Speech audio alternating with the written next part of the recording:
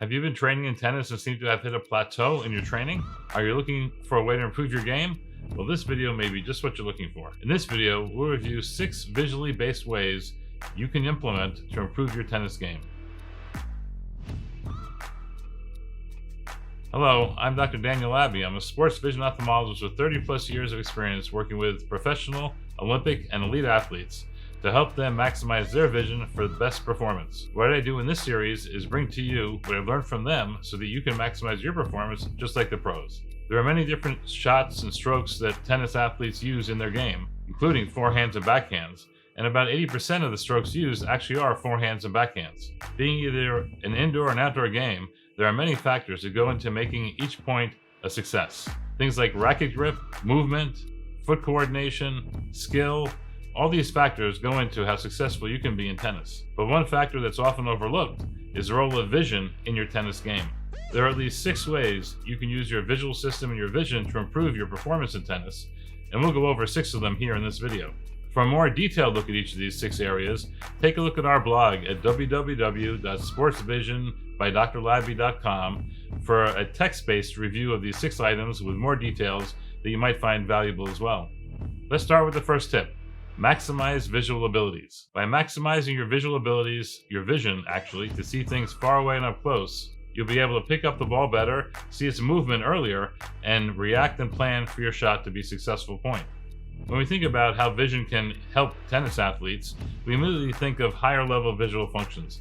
But those higher level functions aren't successful unless you have a good base. Remember that sports vision pyramid we spoke about. You need to have a good base of the pyramid, those basic visual abilities, the vision in each of your eyes, in order to build to the higher level things that people usually talk about when they're training. Before we can consider these higher level areas that people talk about, though, we want to make sure again that these basic visual abilities like sharpness of vision or visual acuity, as well as contrast sensitivity, are maximized to your full potential and benefit. In tennis, the ball could be 78 feet away, and the ball is only about 2.5 inches in diameter. That's a pretty small target from a pretty far away distance for you to be able to pick up, see its motion, see whatever spin there is, see how the racket impacts that tennis ball to create the spin and the movement of the ball. All that you have to do from quite a distance away. And that doesn't take into account that a tennis ball may be coming towards you at over 120 miles an hour. All of those factors, it's not a surprise that vision, sharpness of vision, contrastivity, those basic visual abilities become critical in your identification of the ball movement and your planning the return shot. There are 2 main types of visual ability. One is called static visual acuity, and that's kind of what you see on the eye chart in the doctor's office. And another one is called dynamic visual acuity. That's your ability to pick up something moving, whether you're moving, whether the ball is moving, or whether both of you are moving. We'll have more information in future videos about those different types of visual acuity, but keep that in mind as we move forward. Number 2, maximize depth perception. Judging where the ball is and how fast it's coming towards you is a critical component to your successful return shot and hopefully point. If you can maximize your 3D stereoscopic depth perception, you may have an important advantage over your opponent. Think about it. The tennis court is really a 3-dimensional space. There are boundary lines on the sides, there's lines behind you and in front of you on the other side of the court, there's a net in the middle. All of that creates a 3-dimensional depth-based target that you have to really have a good sense of where everything is for you to put the ball in the right place, of course, at the right time. Fortunately, depth perception can be evaluated, and if that factor is not what it should be for your game, it can be trained and improved. Number 3, maximize your visually based rapid decision making. In order to hit a good shot, you don't have the luxury of time to think about where the ball is and what you're going to do with it. You have to be able to see the visual information, quickly bring it into your visual system, move it forward in the forward parts of your brain so you can make a decision about whether you're going to do something, whether the ball's going to be out and you're going to let it go, or whether you're going to return it and exactly how to return it. That visual information has to be decided upon quickly for you to be able to maximize your performance. Often the difference between a world-class player and an amateur is how fast they can actually see that information, make that decision, and commence a motor action. That difference, even though small, can be the difference between success and failure on the court. All the factors we spoke about before, along with this one, the rapid decision making, create that within maybe half a second period where you see the information, you decide what to do, and you start your reaction. Half a second's not that much time, but done properly, it can be plenty of time to be successful. Additionally, this factor can be trained as well. We can train you to appreciate your vision faster and to make decisions more quickly. Number 4, maximize visual anticipation. It's not enough to only see the ball, to rapidly take that visual information to make a decision, but there's one more step after that. You must be able to anticipate properly its motion. In other words, draw a dotted line into the future of where the ball is going to be, exactly what time, so that you can interact with it properly, either to let it go or to return it based on where the ball is. The ability to, though, anticipate, just like the rest of the pyramid, is impossible unless you've built a strong foundation and you're able to see the ball properly, judge its three-dimensional position, so you can anticipate where it is following a very rapid decision about the ball. This brings into the play another piece of information. That's visual tracking or vision information that you get from following the target to allow you to make that anticipation and plan your shot.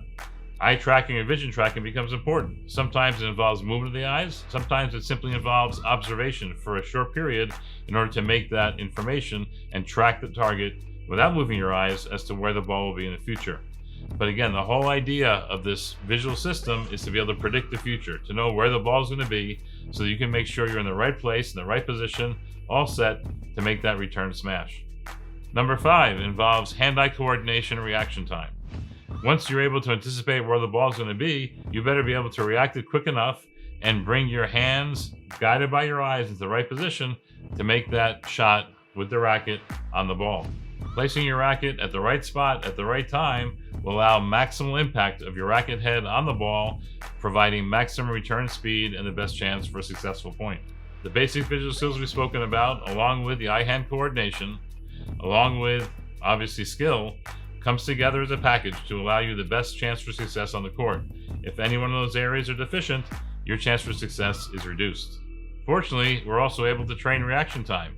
With sports vision training, we're able to increase how fast you can move your hands, guided by your eyes, for a proper shot. And number 6, lastly, is maximize your field of vision and your awareness. What's happening in tennis is not all necessarily happening right in front of you. You may be playing doubles where you have a teammate on the court with you, or you certainly need to be aware of where your boundaries are, where the net is. All of that's in your peripheral vision, not straight ahead where you're looking at your opponent. You need to be aware of that and be able to process the information quickly and efficiently in order to have best awareness on the court and return the shot to your best advantage. That not only includes your ability to have simple peripheral vision, but you must be able to interact with that peripheral vision. You must be able to notice changes in your peripheral vision. Certainly your central vision is your key point. That's where your vision is the sharpest. But even in the periphery, your vision is sharp enough for you to know where everything is so you can react to it, move with it, and to be successful. Normally, we're most sensitive to changes that happen in our front vision, what we're looking at straight ahead.